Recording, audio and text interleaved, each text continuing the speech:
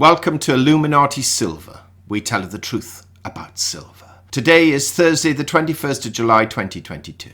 And we're cautioning those who are receiving the expected emails from the pumpers that we're receiving and are being tempted to go all in on their gold and silver purchases. We say beware. Why? Well, let's take a look.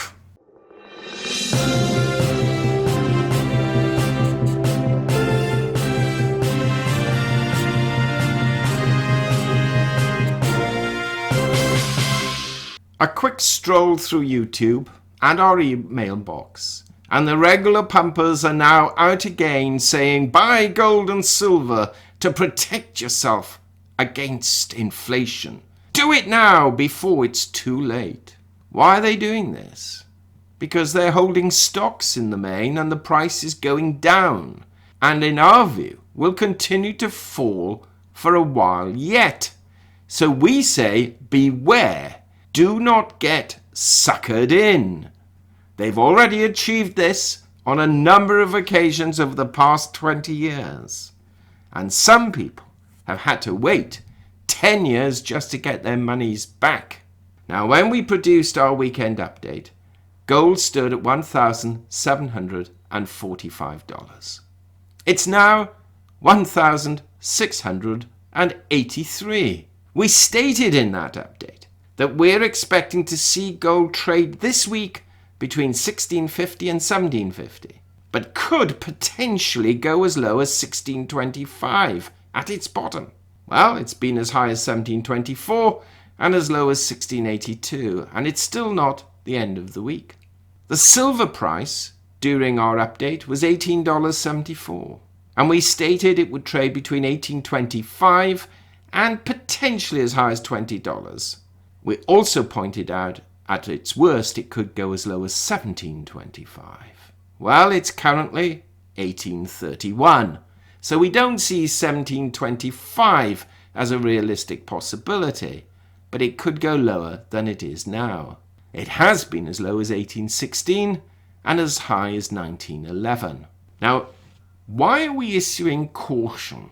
Well, there are very good reasons why you are more likely to see prices fall than rise, at least in the very short term. On the 27th of July, the Fed is going to announce an interest rate increase. The question is not necessarily by how much, but more by whether it will be 0.75% or 1%. Whilst the odds are still in favour of a 0.75% rise, we have to be aware that it will be 2 months before the next FOMC meeting, so they may risk a 1% increase. Our money is still on a 0.75% rise, but we're not ruling out and would not raise an eyebrow if the rates are raised by 1%. Now, after this increase, the Fed will almost definitely have to raise them again on the 21st of September, which is when they then next meet, and that could range anything from 0.5% to 1%. So with rates still a fair way to rise, this will further strengthen the US dollar and put pressure on commodities and certainly precious metals such as gold and silver.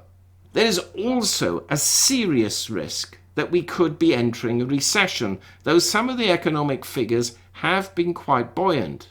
But if that does happen, what do you think? You don't need to be a genius to work out what will happen to the industrial demand for silver. In a recession, it will fall. That is not going to help the silver price. Also add to that, in a recession, people will be more concerned with paying their essential bills, such as food, the mortgage, household essentials. Let's not even think about fuel and what's been happening to the oil price. How many householders do you honestly believe will be sitting there thinking, do I default on my loan for a month but feed my kids? Or shall I perhaps forsake both and buy some gold and silver instead? Of course that's not going to happen. And when you see these enormous rises in precious metal prices, it's very often the result not just of the experts and the serious pension funds getting in, which provides the foundation, but it's also down to the normal man and woman in the street getting tempted to push that price to historical highs. You have a dollar index also at 107. That should be telling us all something. Now finally, and whilst this is not likely short term, but there is also a considerable geopolitical premium resting in the gold and silver price because of the Russia-Ukraine war. If that should resolve itself, that premium will disappear. Yes, the world will gradually move out of recession then perhaps, but initially that premium will come off, at least initially, for gold and silver, driving their prices lower. Let's not forget that possibility. Ah, I hear you say, all the YouTubers are telling us gold and silver are a hedge against inflation, and inflation is out of control. Well, long term, they are, with gold actually outperforming silver if we take the frequency of inflation hedging into account. You can look back on some of our older videos where we actually prove that to be the case. Now, we do not wish to criticize other YouTubers, but you have to be aware most are either financially illiterate or certainly not financially sophisticated or experienced in banking and finance. Many of you will think that's not important.